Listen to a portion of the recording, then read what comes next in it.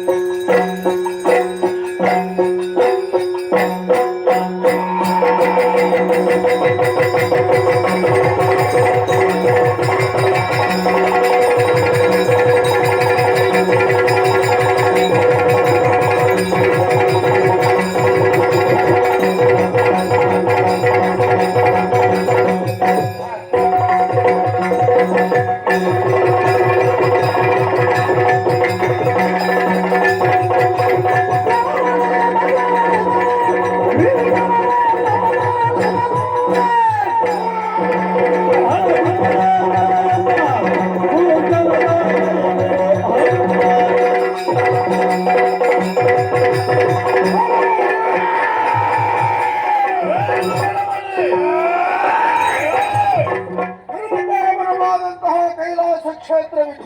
ನಮ್ಮೆಲ್ಲರ ಸಮ್ಮುಖದಲ್ಲಿ ದೇವರು ಕೇಳಿದಂತಹ ಪ್ರಶ್ನೆಗಳಿಗೆ ಸಮರ್ಪಕವಾದಂತಹ ಉತ್ತರ ನಿನ್ನಿಂದ ನಿರೀಕ್ಷಿಸ್ತಾ ಇದ್ದೆ. ಕೊಟ್ಟಿದ್ದೇನಲ್ಲ ಉತ್ತರ ಅತ್ಯುತ್ತಮವಾಗಿ ಹೋಯಿತು.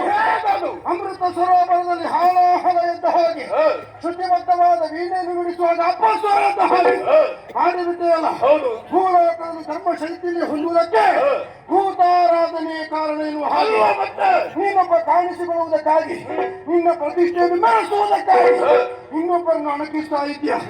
ಭೂತಗಳ ಪ್ರತಿನಿಧಿ ನಾನಾಗಿದ್ದೇನೆ. ನಿನ್ನ ಮಾತಿನಲ್ಲಿರುವಂತಹ ಅಣಕವೋ ಕುಹಕವೋ